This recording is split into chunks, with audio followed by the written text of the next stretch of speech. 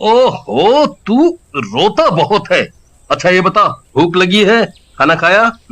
हाँ हाँ खाऊंगा ना, बहुत जोरों से भूख लगी है। कालू अपने साथ जो खाना लाया था दोनों मिलकर उसे खाते हैं, पर भूत तो सालों से भूखा था।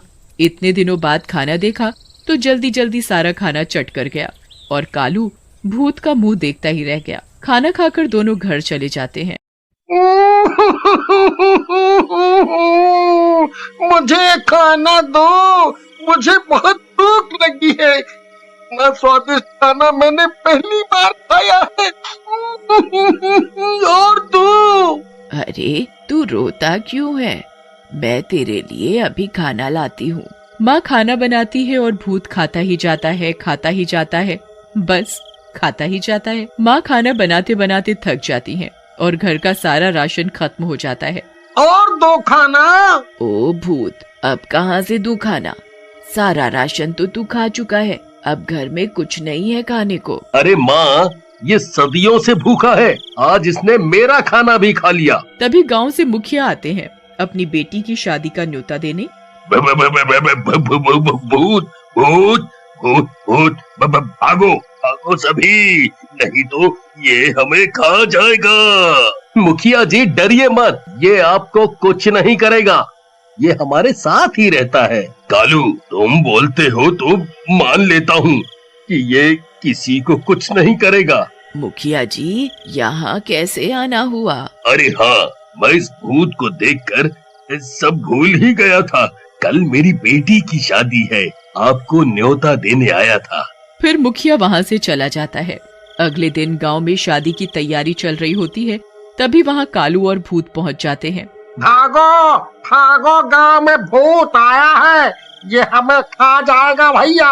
अरे अरे रुको रुको सभी, ये भूत मेरे साथ है, ये किसी को कुछ नहीं कहेगा, किसी को भी नहीं खाएगा, ये शाकाहारी भूत है। सभी गांव वाले हैरानी से देखने लगते हैं। अरे कालू भाई, भूत भी कोई शाकाहारी होता है? मजाक मत करो। मैं कोई मजाक नहीं कर रहा, और ये भूत मेरे घर बहुत दिनों से रह रहा है, इसने हम में से किसी को कुछ भी नहीं किया। भाइयों, मैं किसी को नहीं खाऊंगा, मैं औरों जैसा भूत नहीं हूँ। कालू के पास मेरी लंगोट है, अगर ये मेरी लंगोट दे दे तो मैं अभी यहाँ से चला जाऊंगा। लंगोट वाली बात पर सभी गांव वाले जोर जोर से हंसने लगते हैं। इसका मतलब तू भूत बिना लंगोट के घूम रहा है। फिर सभी हंसने लगते हैं। सभी गांव वाले आपस में बातें करने में मस्त होते हैं और उधर भूत को खाने की खुशबू आ रही होती है। भूत खुशबू तक पहुंच जाता है, देखता है उसके सामने इतना बढ़िया बढ़िया खाना रखा है। वो इधर उधर देखता है कि कोई नहीं देख रहा और वो फटाफट सारा खाना चट कर जाता है। तभी एक बच्चा उसे खाना खाते देख लेता है। मुखिया जी, वो भूत ने शादी का सारा खाना खा लिया। हो, सत्यानाश हो इस भूत का। अब मैं मेहमानों को खाना कैसे खिलाऊंगा? मेरी बेटी की शादी कैसे होगी? मुखिया जी, आप चिंता ना करें, ये भूत है ना, इसने खाया है, यही बनाएगा सारा खाना फिर से। भूत, तेरा आज का काम यही है। भूत जल्दी जल्दी सभी सब्जियां काट देता है, आटा गूंथ देता है, सभी तरह की मिठाइयाँ बना देता है। देखो भाई, तुमने जो जो काम बोला मैंने सभी काम कर दिए, अब तो मेरी लंगोट दे दो।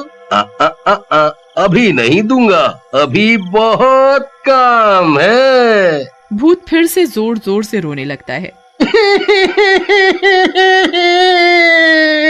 मेरी लंगोट दे दो मेरी लंगोट दे दो ना।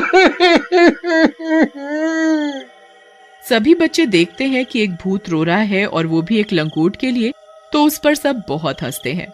पर उधर भूत की भूख बढ़ती ही जा रही थी। भूत गांव वालों का खाना चुरा चुरा कर खाने लगा। ओ भूत, सत्यानाश हो तेरा, सारा खाना खा गया चुरा कर, अब मेरे बीवी बच्चे क्या खाएंगे? शोर सुनकर सभी गांव वाले इकट्ठा हो जाते हैं। हाँ भाई, ये मेरे घर का भी सारा खाना खा गया। ऐसे ही ये भूत हमारे घरों का खाना खाने लगा तो हम और हमारे बच्चे क्या खाएंगे?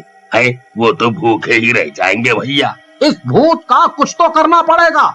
ये भूत कालू का है ना, उसी को बताते हैं जाकर। है? सभी गांव वाले मिलकर कालू के घर जाते हैं और भूत की सारी बात कालू को बताते हैं। भूत एक कोने में खड़ा होकर सब कुछ सुन रहा होता है। कालू, अब बहुत हो गया। इस भूता रहा ना तो एक दिन हम सभी भूख से। इसलिए मैंने खाना खा लिया।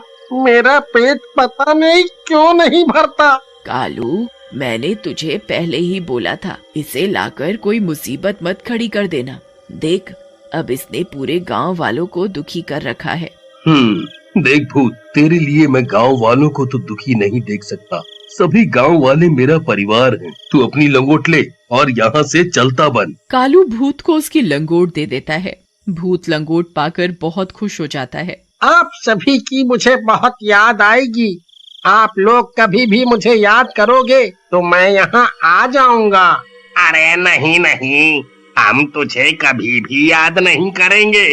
तू जा जा और इस गांव की तरफ कभी भी मुड़कर मत देखना।